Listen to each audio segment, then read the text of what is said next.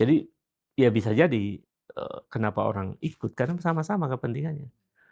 Semua orang ini muak dengan praktek korupsi, Mas.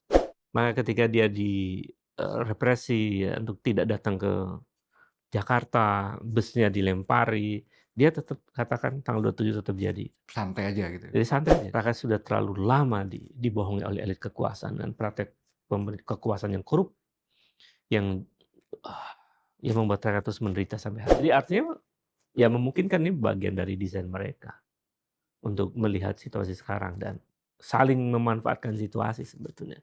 Itu yang kemudian, publik menilai bahwa apa yang disebut dengan geng Solo itu masih bekerja untuk kepentingannya gitu, bukan untuk kepentingan rakyat banyak.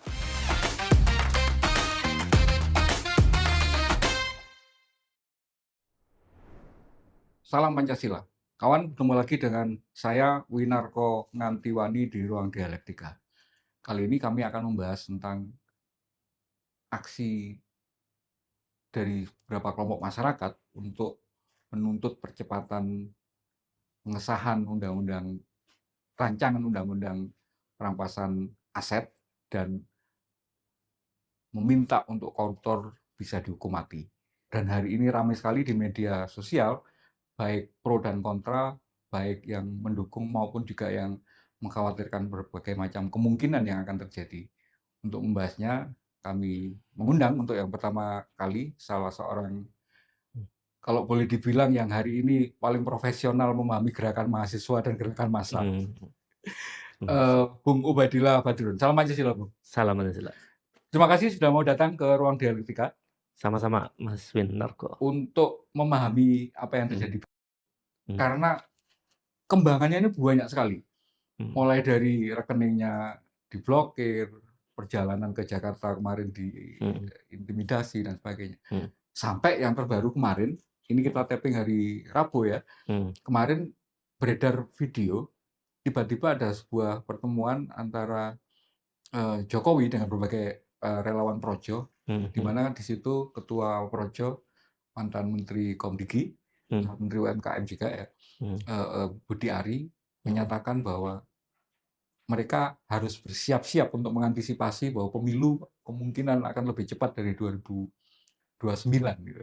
Nah, mhm. ini kan orang terus menghubung-hubungkan, ini apa hubungannya ini Jokowi dengan aksi masyarakat dari teman-teman dari Pati ini? Saya minta komentarnya dulu Ya, terkait dengan pertemuan itu. pertama ya, itu juga menunjukkan bahwa Jokowi belum bergeser dari ruang politik, Hmm, meskipun ketika berhenti dia ingin jadi rakyat biasa di kembali Solo ke Solo. gitu. Tapi dia ternyata kemudian banyak manuver yang menunjukkan bahwa dia masih punya ambisi politik ya, termasuk untuk keluarganya dan macam-macam. Biasanya mantan presiden itu memilih jalan menjadi negarawan kan, tidak menjadi, Iya, politisi terus. menjadi duta biasanya Iya, gitu kan. saya lihat ini kok masih semangat terus untuk jadi politisi, ada apa gitu. Ada apa tuh berarti ada kesalahan apa dia sampai terus berambisi untuk berkuasa ya, atau ada hasrat apa dia sampai terus ingin berkuasa. Yang kedua, di situ ada Budi Ari ya, Budi Ari, ya bisa kita maknai dia hidup di masa Orde Baru, jadi kognisi sosialnya itu masih dipengaruhi suasana 97, 98, sehingga dia berimajinasi bahwa kondisi hari ini seperti menjelang 98. Kondisi objektifnya sebetulnya iya ya, jadi kalau yang disampaikan Budi Ari semacam itu kalau dia dibangun dari rasa kegelisahan karena kondisi objektif, Iya. ya mungkin benar. Kalau Kalau dia kode nyebutnya kan insting aktivis ya saya gitu. insting aktivis, karena dia membayangkan 97, 98 begitu. Ya saya kira sah-sah aja dia membuat pernyataan itu, karena juga sebetulnya jauh lebih, banyak orang-orang yang juga gelisah dengan keadaan hari ini kan. Kami menjadi, eee, cukup perhatian pada video itu karena dilakukan oleh seorang Budi Ari dan bersama Jokowi ada di situ gitu, Sampingnya lagi di sampingnya kan, dan nggak dikoreksi oleh dan Jokowi. tidak dikoreksi, dia diam aja dan cenderung mengiyakan. Itu kan kemudian menimbulkan banyak interpretasi, termasuk orang kemudian muncul kembali video-videonya, Kony ya, tentang yang dikasih waktu 2 tahun dan sebagainya. Jadi, eee, ya sah saja kalau kemudian publik juga melakukan interpretasi bahwa ini bisa jadi ada skenario yang mungkin juga dilakukan oleh orang menyebutnya sebagai geng Solo ya, untuk mengantisipasi situasi yang sedang terjadi. Nah, di sisi lain ya, saya kira, membaca politik Indonesia yang tidak cukup dengan membaca narasinya Budi Ari kan. Iya. Maksud saya itu narasi yang, eee, umum sebetulnya terhadap situasi yang, tidak menentu dan, narasi yang bisa menimbulkan ruang analisis, terhadap, politik ke depan karena di situ ada Joko Widodo. Jadi menurut saya, mmm, ya memungkinkan itu Ya, ditafsirkan sebagai satu skenario politik, tapi saya melihatnya ya bisa ini adalah analisis yang standar begitu dari seorang Budi Ari, lalu kemudian, eee, mungkin di belakang itu ada yang lebih dalam, di lain forum itu di lain atau forum, tidak di divideokan. belakang layar ya, di belakang layar untuk kemudian mungkin merancang agenda-agenda kemungkinan itu, kita nggak tahu. Jadi dari situ kita jadi memahami bahwa, Jokowi tidak akan berhenti untuk masuk Untuk ke dunia politik politik. dan dia memang sudah active player sekarang Iya, gitu ya.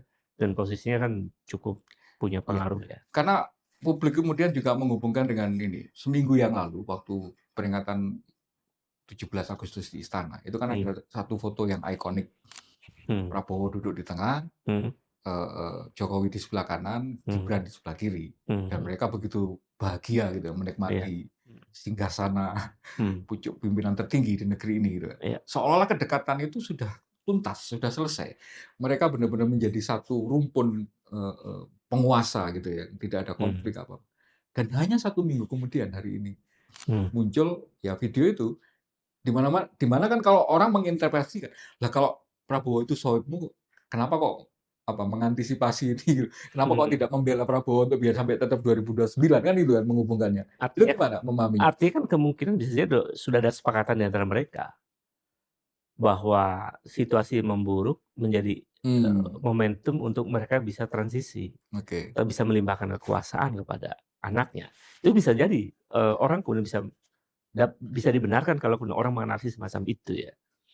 Apalagi kemudian, posisi anaknya Jokowi adalah wakil presiden, yang memungkinkan kemudian terjadi pelimpahan kekuasaan kepada Menjadi ubunya ya? iya, jadi bisa jadi situasinya bisa terjadi secara normal, maksudnya tidak ada huru-hara, tapi karena beban sosial ekonomi yang begitu berat, yang membuat Prabowo menyerah begitu dengan keadaan. Lalu terjadi sirkulasi kekuasaan ke Mhm. Wapres. Tapi bisa juga terjadi ketika kemudian situasinya memburuk. Dan kalau itu yang terjadi, bisa jadi gelombang dinamika politik kita akan panjang. Kenapa? Karena saya meyakini tidak semua orang menerima kalau kemudian Gibran menjadi Wapres, ya kan? Meskipun Mmm, secara tata negara itu menjadi semacam urutan-urutan iya, logiknya gitu ya, tapi orang nggak semua menerima. tidak. Jadi tidak semua orang menerima kalau kemudian Gibran sebagai Wapres itu menjadi presiden. Ketika misalnya terjadi peralihan kekuasaan kepada Wapres, itu gelombang protes masyarakat akan memungkinkan akan bahkan bisa makin besar. Lebih beras. Jadi situasi politik ini akan dinamika yang sangat panjang dan social cost-nya akan luar biasa dan memungkinkan terjadi 2 episode penting. Jika Presiden Prabowo gagal ya mengatasi situasi sekarang, misalnya, Prabowo selesai begitu, kemudian naik Gibran, Gibran juga akan diselesaikan oleh publik dan pada masa itu situasinya sangat transisional. Sangat fluid Iya, gitu ya. mungkin triumvirat bisa terjadi, bisa jadi bahkan non triumvirat karena situasinya Ada abnormal, semacam presidium gitu nanti. semacam pemerintahan transisi ya. Itu kalau elit politik hari ini tidak bisa mengatasi situasi, artinya mereka gagal ya. Maka, dinamika politik akan lebih luar biasa. Saya akan membahas soal itu nanti mungkin di ujung, tapi Iya, terakhir untuk soal yang pertemuan Jokowi dengan Muni ini. Pertanyaannya kemudian, juga gini, video itu bocor atau dibocorkan? Analisanya Bung Ted. Di dalam politik selalu ada kemungkinan. Kan itu pasti pertemuan tertutup toh, nggak mungkin pertemuan Iya. terbuka. Jadi pertama pertemuan tertutup itu hanya boleh direkam oleh orang-orang dipercaya. Ya. Kalau pertemuan tertutup, terus direkam dengan orang terpercaya, lalu kemudian bocor, kan ada 2 kemungkinan. Pertama, orang yang memegang video itu ada yang mengambil secara tidak sah begitu, Disadap gitu ya Pak. disadap dan sebagainya kemudian disebarkan. Tapi kan ini tidak dibantah kan, berarti kemudian yang kedua, yang memegang otoritas video itu menyebarkannya secara sengaja. Pertanyaannya, mengapa disengaja disebarkan dalam situasi seperti ini? Ini kan dalam analisis algoritma yang memungkinkan akan menaikkan eskalasi kan, menaikkan eskalasi, kegelisahan publik dan lain-lain. Jadi Ada yang juga merasa tervalidasi juga Pak kan? iya, jadi artinya ya memungkinkan ini bagian dari desain mereka untuk melihat situasi sekarang dan saling memanfaatkan situasi sebetulnya. Itu yang kemudian, publik menilai bahwa apa yang disebut dengan geng Solo itu masih bekerja untuk kepentingannya gitu, bukan untuk kepentingan rakyat banyak.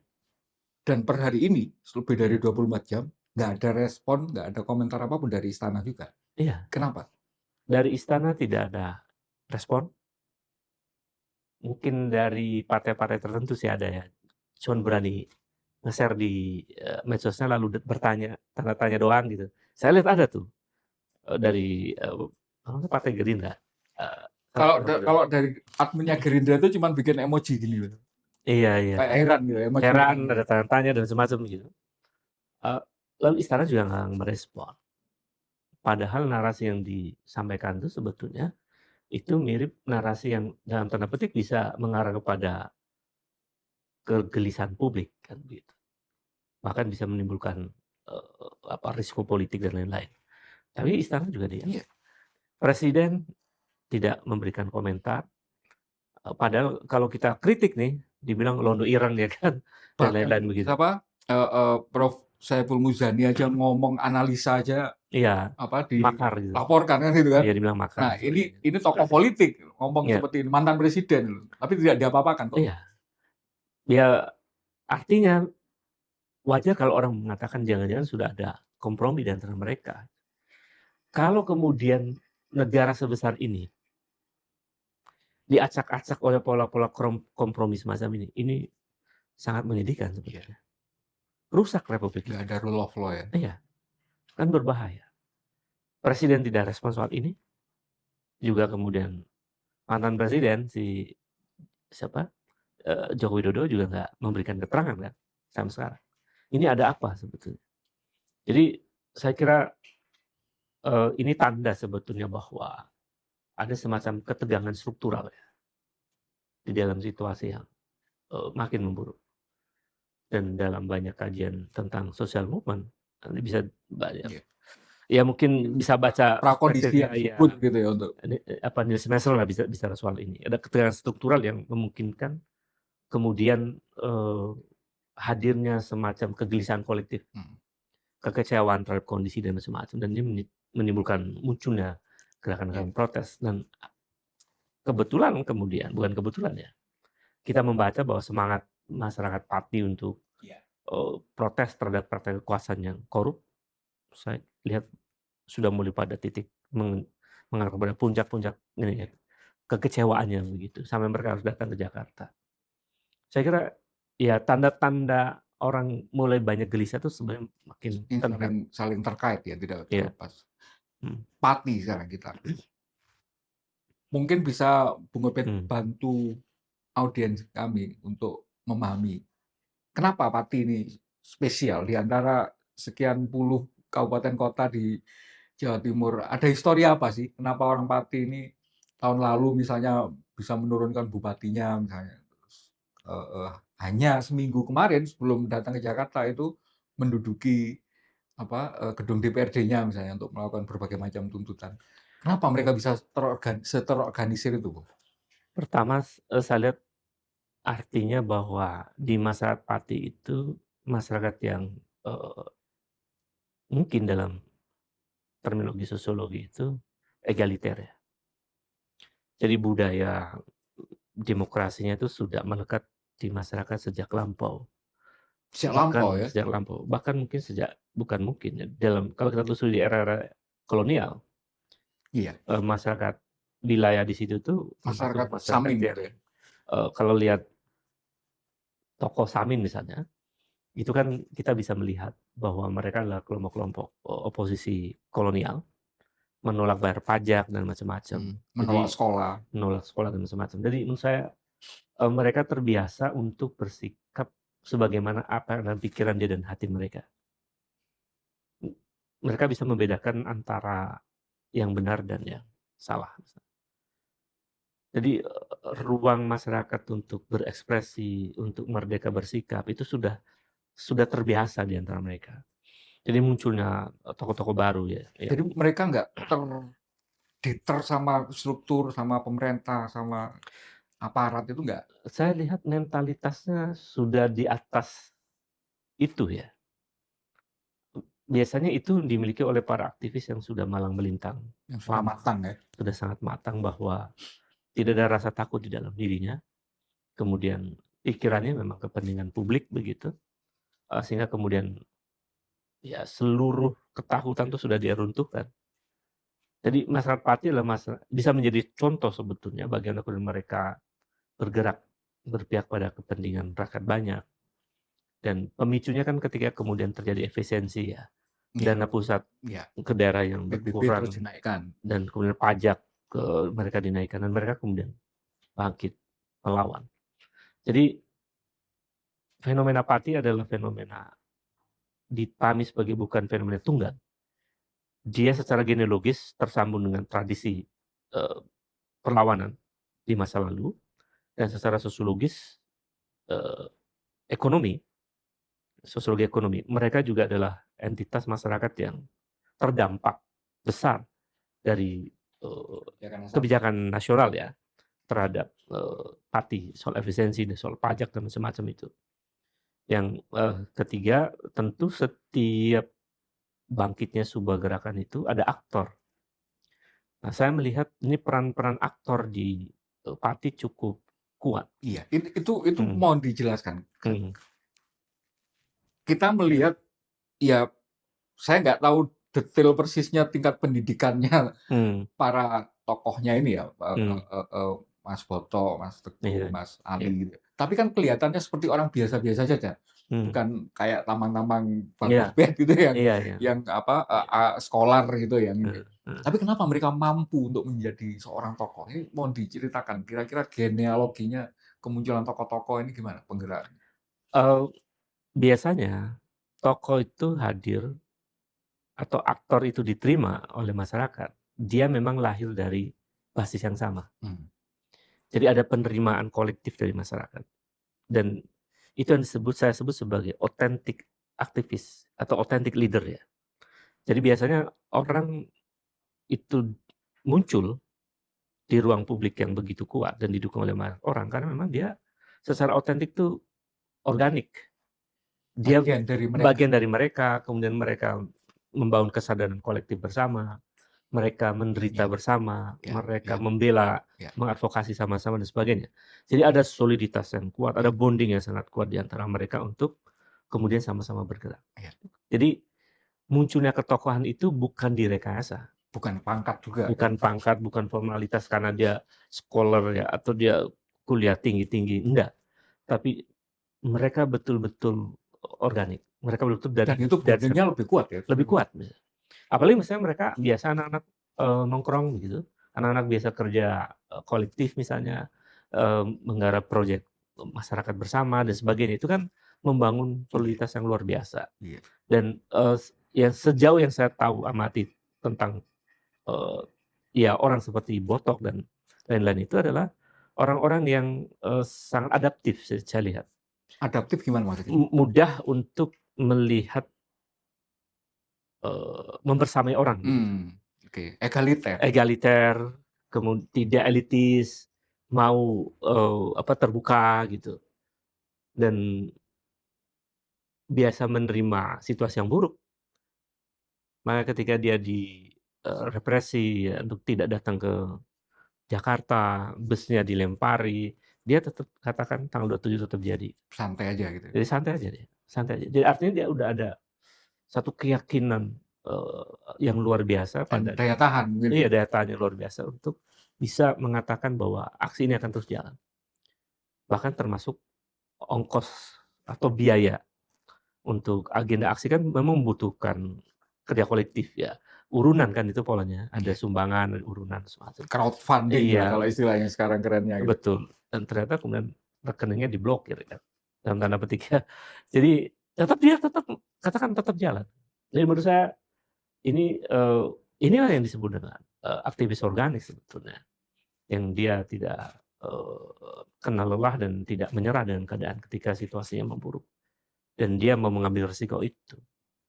Jadi masyarakat Pati bisa menjadi contoh bagaimana mereka gigih di dalam, Iya. memperjuangkan sesuatu. Jadi Dan mulai membangun dari kecil dulu ya. iya, dan mereka memang dari itu yang saya sebut organik, karena mereka mungkin dari paguyuban, dari komunitas, dari proses-proses, tahapan-tahapan gerakan yang mereka lakukan sangat sistematis begitu, sehingga membuat mereka menjadi kuat.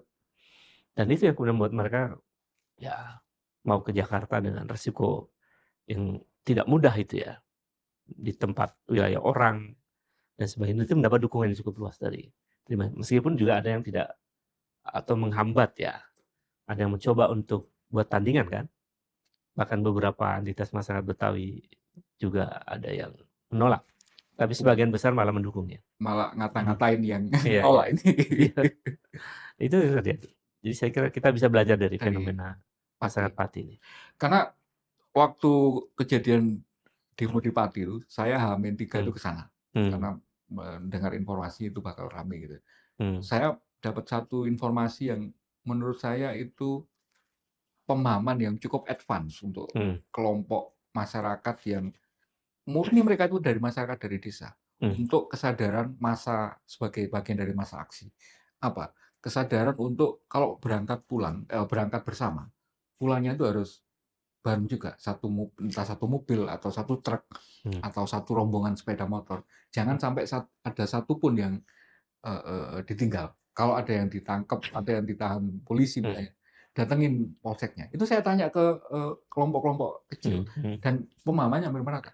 Dan faktanya memang kejadiannya saat itu anarkis dalam hmm, tanda petik ya. hmm, Ada mobil dibakar, mobil hmm, polisi dibakar. hmm, Polisinya ada yang dihajar, satu pun nggak ada yang ditahan. Karena kemudian kalau saya melihat polisi tahu kalau ditahan itu satu, hmm, massa itu akan lebih besar. lebih besar lagi gitu loh, akan lebih terradikalisasi lagi. Bagaimana kemudian menciptakan sebuah situasi atau sebuah kelompok yang militansinya sampai Demikian gitu ya. sedemikian kuat seperti masyarakat Pati? Ada nggak caranya yang untuk kemudian Hmm. bisa direplikasi entah daerah lain atau entah kelompok-kelompok perlawanan yang lain? Biasanya soliditas dan militansi yang kuat itu terjadi karena faktor kognisi yang kuat. Jadi ada semacam, eee, kesadaran berpikir yang sama. Saya meyakini betul dalam banyak terminologi sosiologi ya, bahwa meaning itu melahirkan social action. Apa yang ada di kepala kita, itu mendorong kita untuk melakukan sesuatu. Jadi proses meaning yang begitu kuat di masyarakat Pati, aliansi ini atau Hmm, komunitas ini, itu yang membuat mereka berpegang teguh pada iya, pikirannya itu. iya, Nah, proses melahirkan meaning yang kolektif itu biasanya mereka tidak mungkin sebentar. iya. Terinternalisasinya melalui Ada proses proses interaksi yang lama, mereka duduk bersama, diskusi bersama intensif, itu yang membuat kemudian mereka dan dilakukan dengan memiliki sadar kan mereka. betul, memiliki pemahaman yang sama. Iya, Kekuatan itu yang membuat mereka menjadi begitu, teguh, militan dan sebagainya. Mudah-mudahan ini bisa betul-betul konsisten ya. Saya masih terus mengamati dan kalau kemudian ini saya nggak tahu ya apakah besok akan, eee, terjadi sesuatu yang besar, tentu kami kaum cendekiawan tidak akan diam ya kalau kemudian situasinya, begitu luar biasa begitu. Jadi faktor itu. Nah, faktor lain biasanya, militansi yang kuat itu terjadi karena dinamika internal yang bertahap dan mereka rasakan berkali-kali. Jadi penderitaan demi penderitaan yang sama, Perasaan senasib sebenarnya senasib kan. senanggungan dan sebagainya itu membuat mereka makin militan. Jadi isi kepala mereka tuh karena sudah begitu kuat dan perasaan mereka sudah begitu Iya. solid, itu yang membuat mereka militan. Jadi kalaupun katakanlah misalnya kepalanya ini misalnya ada Iya, satu yang diambil gitu, yang yang lain lain akan akan gampang menggantikan, betul, nggak kehilangan arah gitu sebagai betul, suatu betul. gerakan. Kalau berbagai macam upaya represi atau pencegahan untuk siapa yang melakukan ini? Kalau saya cermati pola-polanya ya, misalnya, medsos mereka kan diserang juga, Iya, eee, WA-nya, WA-nya, namanya kemudian katanya akun media sosial. Nah, kemudian tidak hanya, media sosialnya yang diserang, tapi juga kan fisik ya, karena kendaraannya lempari waktu dilempari dan semacam. cuci kanan. Sem Sopirnya yang iya, ngantar pun itu katanya sampai diintimidasi. diintimidasi. Bahkan beberapa bus yang lain juga yang mau mengangkut masyarakat sana diteror juga. Termasuk memblokir, rekeningnya Potok itu. Kalau kalau kemudian ini dihubungkan sampai pemblokiran nomor rekening, saya berpikir, "Ini siapa punya otoritas memblokir nomor rekening?" Ini kan otoritas Iya, kekuasaan. Jadi kalau lihat dari situ memungkinkan atau orang bisa dibenarkan kalau menganalisis bahwa ini aktor bagian dari instrumen negara yang iya. melakukan represi Nggak semacam ini. mungkin kalau nggak Nggak mungkin. negara kalau bisa Iya, nggak mengorkestrasi mungkin. sedemikian banyak cara Yang gitu. saya maksud instrumen negara itu bisa macam-macam ya, eee, bisa coklat, bisa hijau kan, bisa juga bagian dari politisi, Bisa bisa juga intelijen. intelijen, bisa kabinet, melakukan operasi sendiri, menteri sendiri, anggota DPR melakukan itu semua adalah bagian dari instrumen negara, bisa jadi diorkestrasi oleh siapa orang paling berkuasa, bisa jadi tidak. Karena mereka seolah-olah ingin menunjukkan dalam tanda atau maksud lainnya, atau bahasa lainnya, mungkin ada yang carmuk juga ke Prabowo gitu, menunjukkan, "Saya udah hentikan nih," kan. Mungkin kan orang bisa menganalisis begitu. Tapi bisa juga kemudian itu Prabowo tahu. Prabowo cuma memberikan kode, lalu kemudian mereka bergerak. Kita nggak tahu ya. Jadi ini analisis, jadi sah-sah aja. Pemblokiran itu kan juga jadi berita yang sangat Hmm, heboh karena hmm, kemudian dampaknya hmm, per hari ini sentimen publik terhadap, Bank Mandiri itu hmm, menjadi sangat, kuat gitu. Orang untuk kemudian mulai dari menarik dananya sampai apa, hmm, menggunting ATM-nya dan sebagainya, membakar buku tabungannya. hmm. Kenapa publik itu semarah itu terhadap apa, keterlibatan dalam tanda partisipasi Bank Mandiri untuk ikut memblokir atau ikut Jadi gini, merepresi? Mas Sunarko, sebetulnya orang yang marah dengan praktek kekuasaan ini banyak. Itu mungkin silent majority ya. Banyak orang yang diam, banyak orang yang marah tapi diam. Banyak orang yang kecewa dengan kondisi negara ini, tapi mereka diam. Begitu ada pemblokiran yang tanpa dasar hukum yang jelas, tanpa argumen yang bisa dibenarkan, publik jadi ragu tentang tentang keamanan dirinya sebagai nasabah kan. Bisa aja tabungan saya nanti Iya, bisa digitukan dan bisa dimacam-macam karena ternyata otoritas bisa melakukan apapun terhadap nasabah. Ini pelanggaran sebetulnya, pelanggaran hak nasabah ya, pelanggaran, hukum dari otoritas perbankan terhadap nasabah. Dan itu yang penuh mengkhawatirkan semua orang. Dan dampaknya orang mulai tanda tanya dan bertanya, bahkan tidak percaya dengan Bank Mandiri misalnya. Jadi jangan salahkan juga publik kalau kemudian tiba-tiba banyak keluar dari Bank Mandiri misalnya. Ya karena soal ini. Jadi salah menurut saya. Cara untuk bisa apa, menertibkan, nomor rekening kan ada caranya secara hukum. blunder ya ini mereka. Iya, ini blunder. Jadi menurut saya, ya ini salah otoritas untuk melakukan langkah-langkah menghadapi kelompok kritis seperti masyarakat Pati ini. Karena ini kemudian disambungkan dengan respon publik juga terhadap rencana aksi 27 Juni. Hmm, Beredar di media sosial itu banyak sekali kelompok-kelompok kelas menengah, Mhm. karyawan, Mhm. ada yang nyebut kelompok pekerja LGBT gitu. Mhm. Ada banyak pengusaha-pengusaha yang mungkin nggak pengusaha besar gitu ya, pengusaha menengah gitu, yang memberi cuti karyawannya untuk mengikuti Ya. aksi seolah-olah itu kemudian menjadi semacam lagi-lagi orkestrasi yang sama Mhm. terhadap sikap, represi ini. Orang itu malah semakin berani untuk menunjukkan bahwa, "Saya mau ikut loh gara-gara ini." Iya, Bung Obed melihatnya seperti apa? itu kan tadi saya sebut, orang terlalu kecewa tuh terlalu banyak. Udah setiap periode kekuasaan kan, rakyat terlalu banyak dikecewakan. Begitu ada peristiwa ini, mereka akan mengekspresikannya. Jadi, ya bisa jadi, kenapa orang ikut, karena sama-sama kepentingannya. Semua orang ini muak dengan praktek korupsi, Mas. Kan kalau kalau lihat pernyataannya siapa, dari Mas Alpat ini, Mas Botok ya, bahwa salah satu agenda mereka datang ke Jakarta tuh ingin agar undang-undang perampasan aset Percepat, dipercepat. Kemudian, bahkan koruptor dihukum mati. koruptor hukum mati.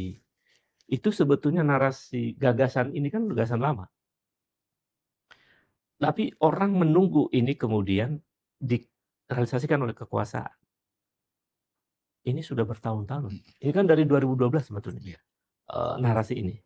Undang-undang perampasan aset, kemudian hukuman mati bagi koruptor, itu sudah lama.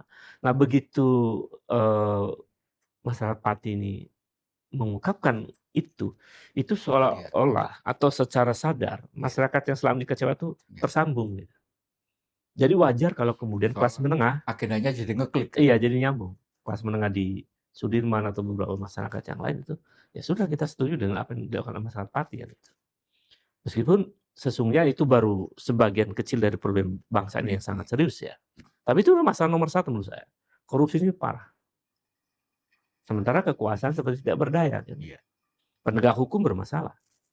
Jadi ada disfungsi dalam struktur kekuasaan kita.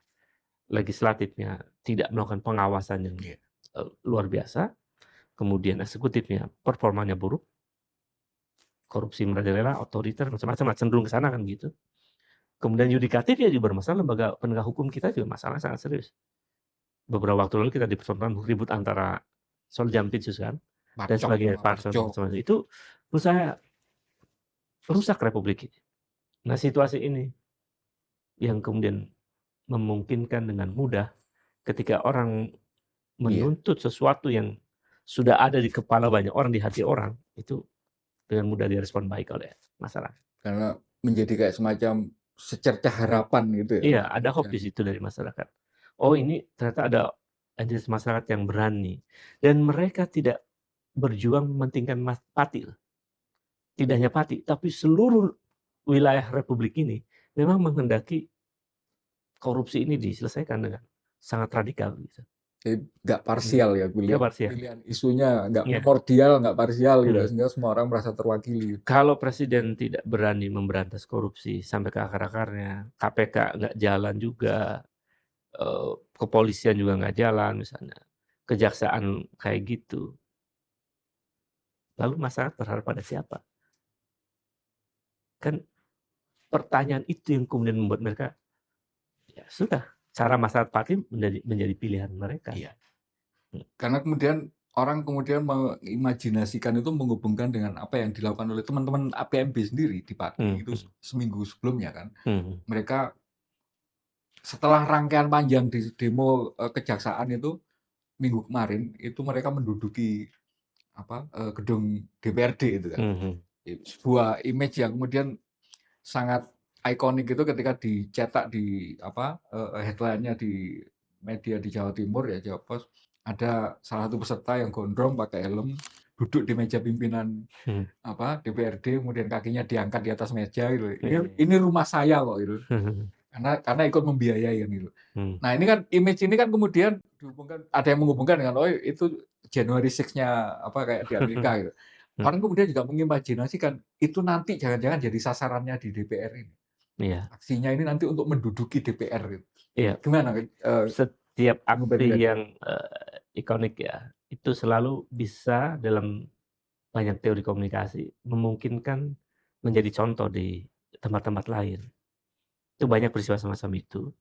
Mmm, ya kalau di Jakarta sebenarnya berkali-kali mahasiswa untuk menduduki Iya, DPR ya, berusaha bahkan menjebol temboknya dan sebagainya, gerbangnya itu. gerbangnya. Memang DPR RI itu terlalu besar dan terlalu luas untuk melakukan itu. Kecuali memang kemudian Masanya gede. ya jutaan rakyat akan berbondong-bondong ke DPR, itu baru kemudian bisa terjadi. Sepanjang itu tidak terjadi mungkin masih, cukup berat Masih ya belum. untuk melakukan itu.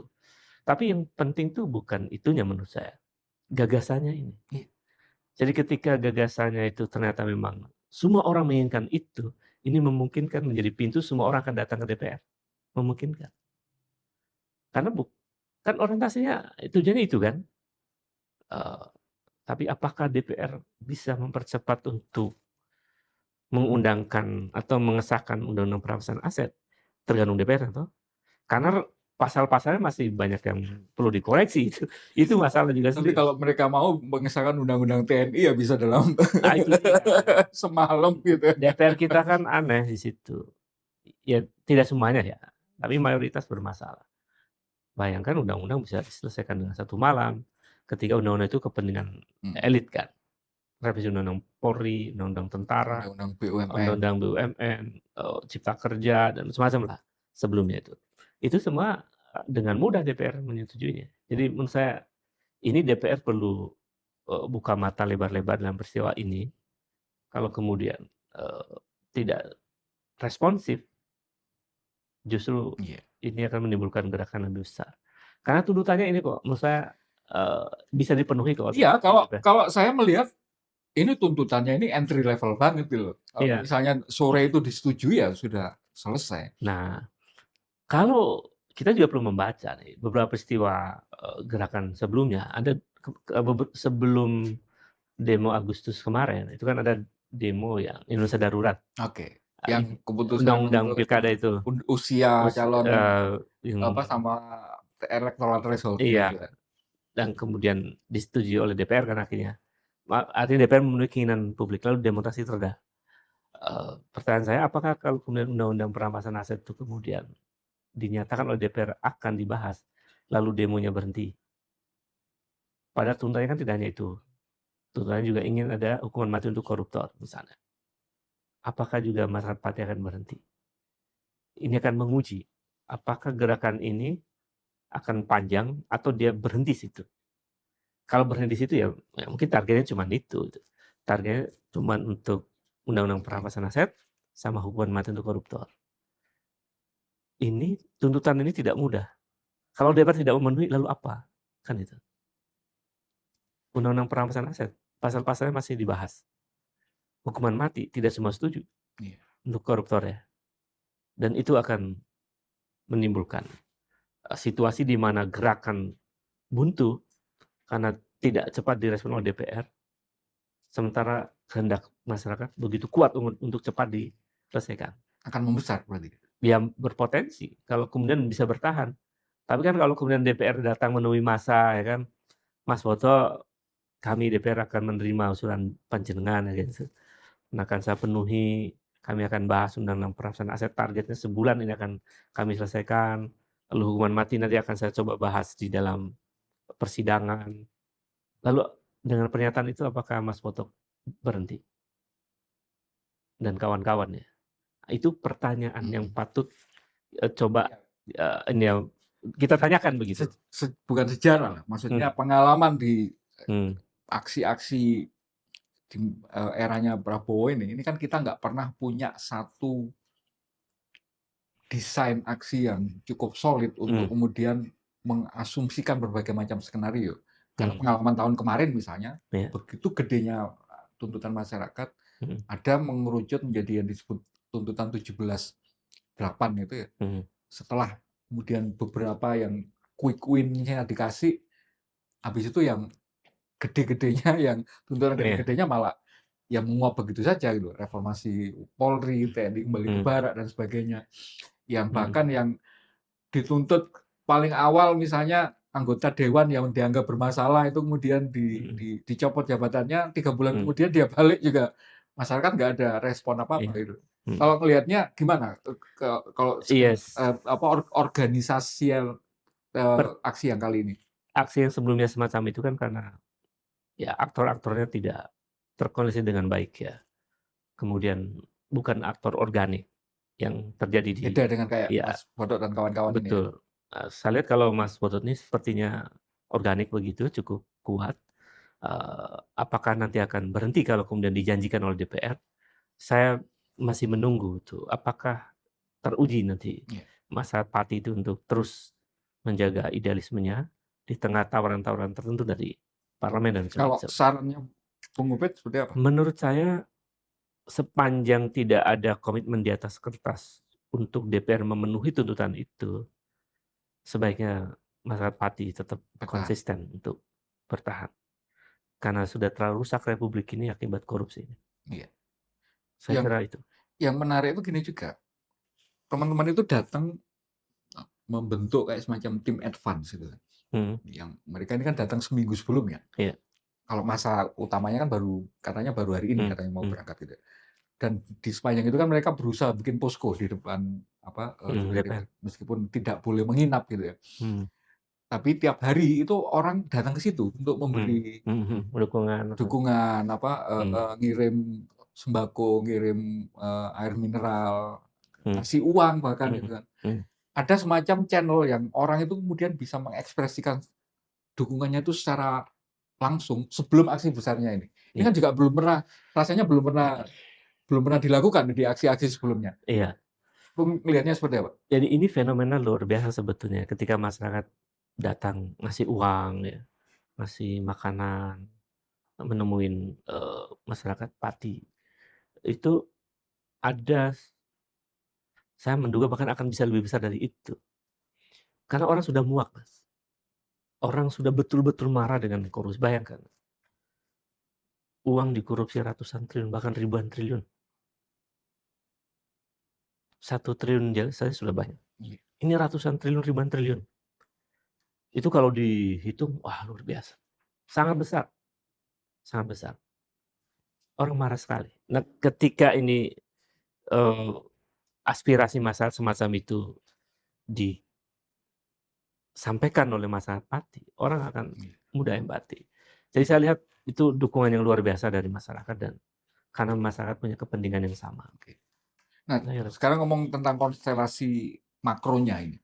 mhm, 2 tahun, hampir 2 tahun gitu ya, mhm dan mhm mhm kepuasan masyarakat menurun drastis kemarin per survei itu, mhm dan hari ini kemudian wujudnya ada aksi yang meskipun itu dipicu oleh masyarakat dari mhm pinggiran, dari Pati, mhm, tetapi memunculkan ripple effect yang begitu kuat di media sosial, di iya, offline juga bentuk dukungan-dukungan.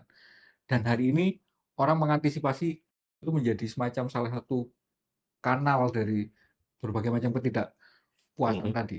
mhm Apakah ini akan menjadi eskalasi yang besar atau hanya ya bisa dikonten hanya sekedar aksi di depan gedung DPR atau bisa mempengaruhi konstelasi ya tadi kita ngomong di awal tadi ada elit yang berbeda, mhm. kepentingan dan sebagainya. Sangat mungkin setiap sebuah gerakan itu yang menyangkut, isu-isu sensitif, itu mempengaruhi juga dinamika elit. Jadi ketegangan struktural di lapisan elit, itu eskalasinya bisa naik. Mhm. Ketika eskalasi ketegangan struktural terjadi, ini tentu membuka ruang kemungkinan banyak manuver yang dilakukan oleh elit. Nah, saya berharap sih sebetulnya bahwa isu yang dibawa oleh masyarakat pinggir ini yang justru akan leading, bukan manuver elitnya. Ini dalam imajinasi saya.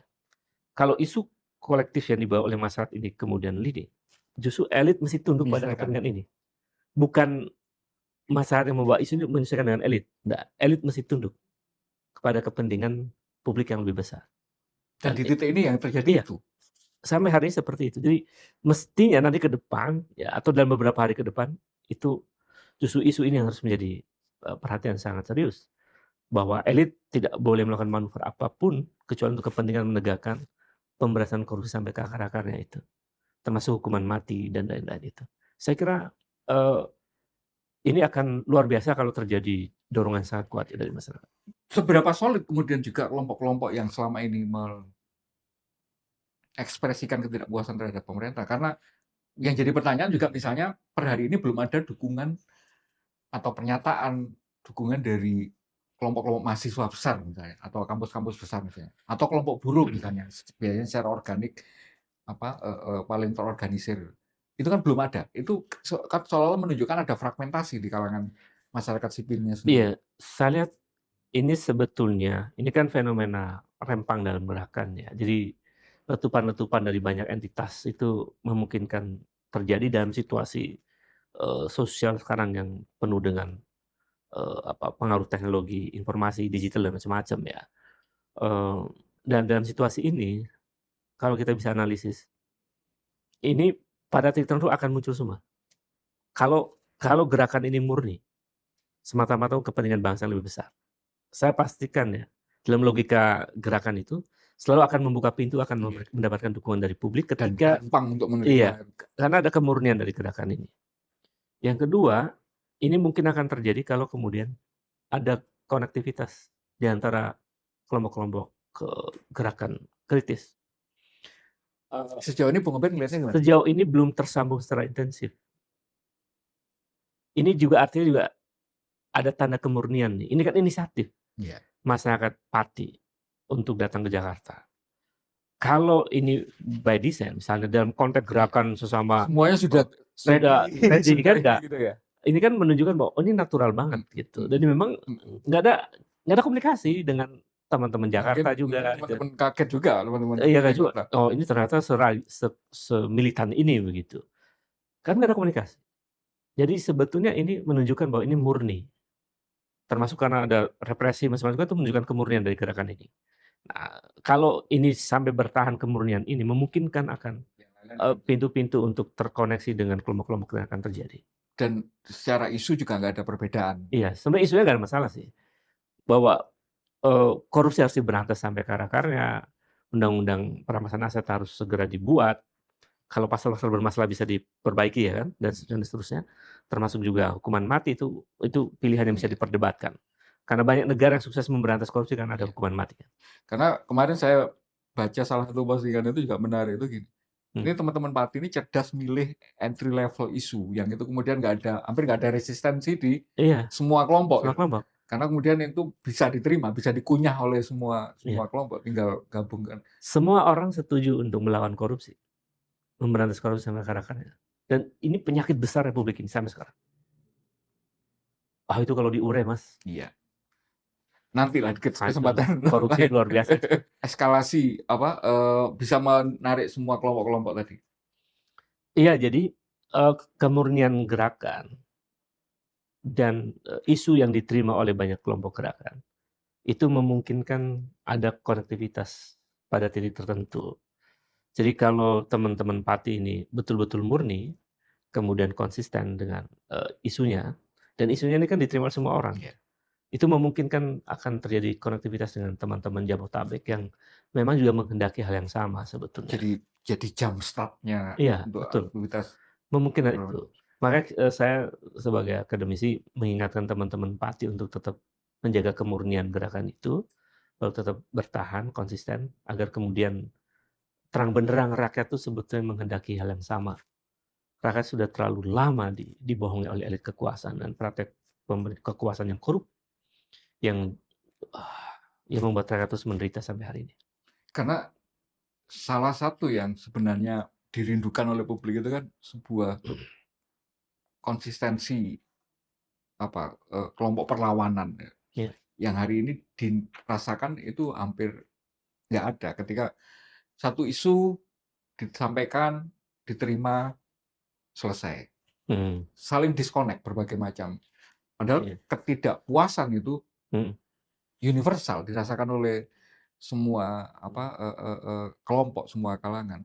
Tapi tidak ada kanal, tidak ada channel yang kemudian menyatukan ini. Mungkin nggak ini kemudian aksi ini menjadi semacam titik balik. Kalau bahasa kerennya the beginning of the end-nya gitu ya. Ya bisa jadi.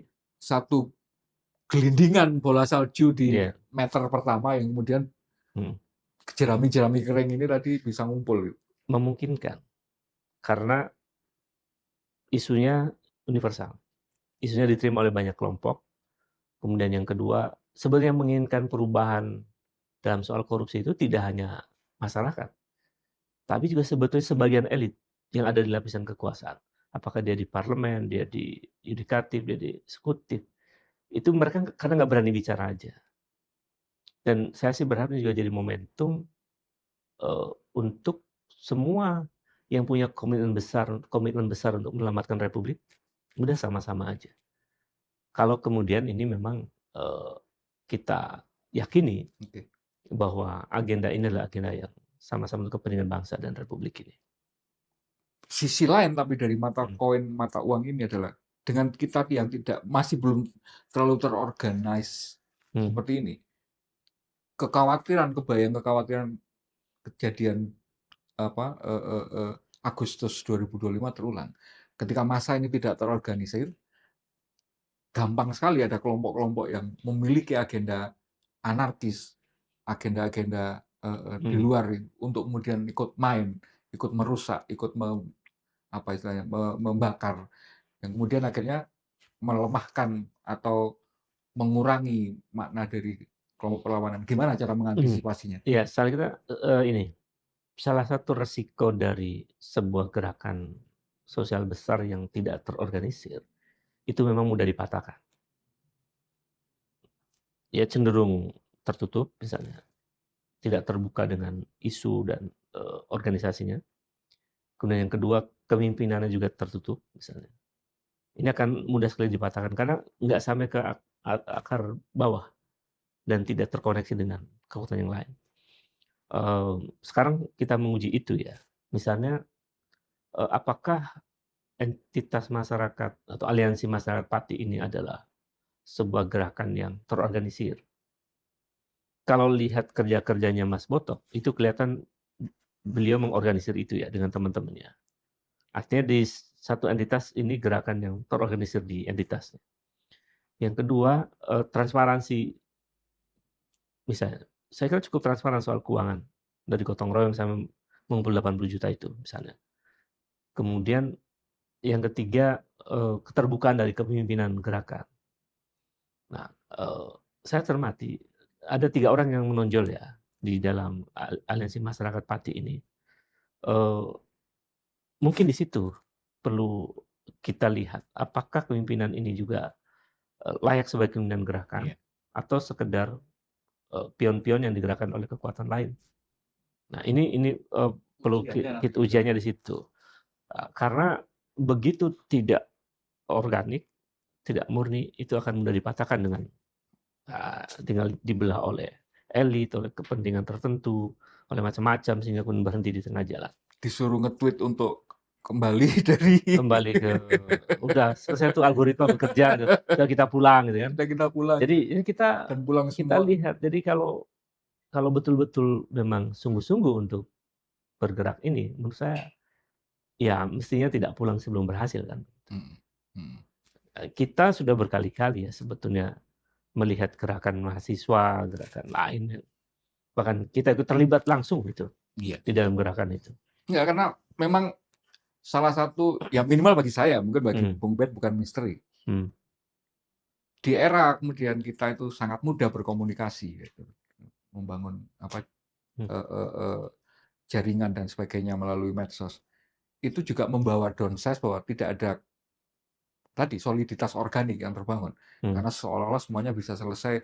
Kalau saya berteman follower-nya 1 juta, Hmm. itu kemudian seolah-olah di real life kita juga punya teman 1 juta, tapi ketika 1 orang diciduk dan 1.000 lebih kemudian kemarin juga diciduk, Hmm. tidak ada teman-teman UI misalnya berbondong-bondong mendatangi polsek tempat temannya ditahan atau teman-teman UNJ mendatangi Iya, tempat Polres teman-temannya ditahan gitu. Semuanya menjadi atom-atom gitu, semuanya iya, menjadi parsial-parsial yang tidak menjadi jaringan. Ini gimana iya. mem-bridging 2 Salah aspek ini? satu kelemahan terbesar dari gerakan bulan Agustus tahun lalu, itu kan, aktor-aktor yang muncul adalah, mereka yang cukup kita kenal di media sosial begitu, Influencer lah. influencer dan dengan follower yang kelihatan banyak begitu. Tetapi kemudian yang terjadi kan konsistensi, militansi terhadap, isu, menguap Iya. begitu saja.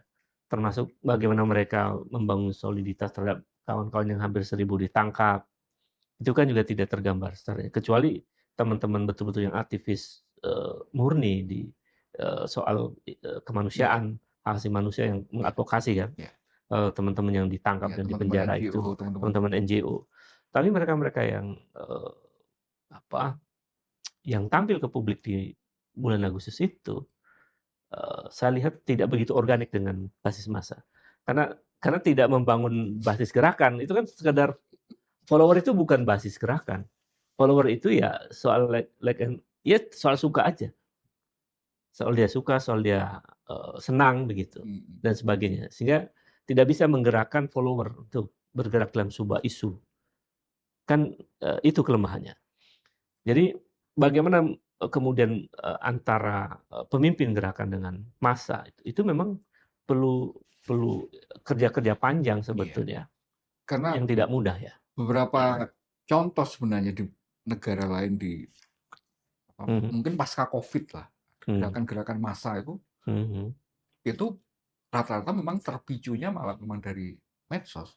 Di mhm. India kemarin gerakan Oh iya, kecoa, partai kecoa itu. terus di Albania, di Hungaria, Mhm, mhm, mhm, masyarakat mhm. Nepal tahun kemarin, Iya, iya, yang mereka bahkan mengakui itu terinspirasi dari apa yang terjadi di Indonesia. Indonesia gitu ya. Mhm, Itu murni membangun jaringannya, itu memang dari nggak ada partai politik yang melandasi, nggak ada jaringan seperti alumni apa, mhm. organisasi-organisasinya Bung Ubed waktu muda dulu Iya, ya, misalnya heeh, yang sudah mhm, bekerja di bawah tanah gitu ya. mhm, Tapi hanya kesamaan nasib, sama-sama rumput kering ini tadi, mhm, ada medium yang kemudian itu bisa ini, dan mhm, ada pemerintah yang blunder gitu kan, mhm, yang kemudian itu kebijakannya dirasakan atau mhm, dianggap, menyengsarakan mereka. mhm.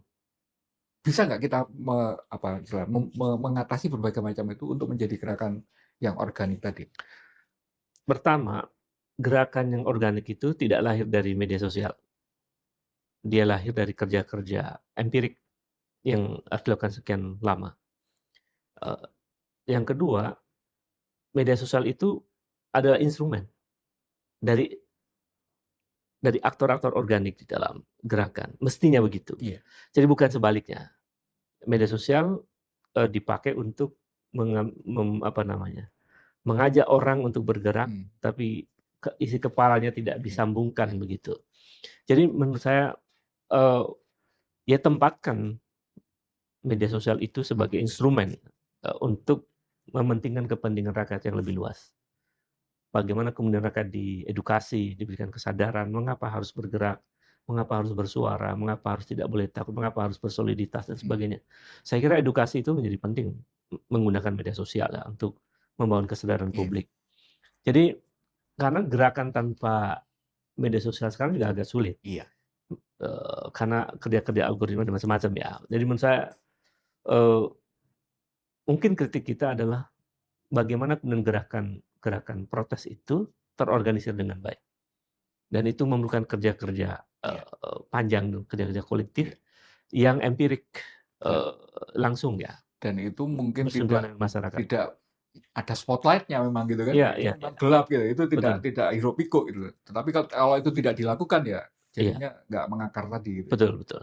Jadi memang, ya kalau mau gerakan organik harus ada kerja-kerja empirik sih.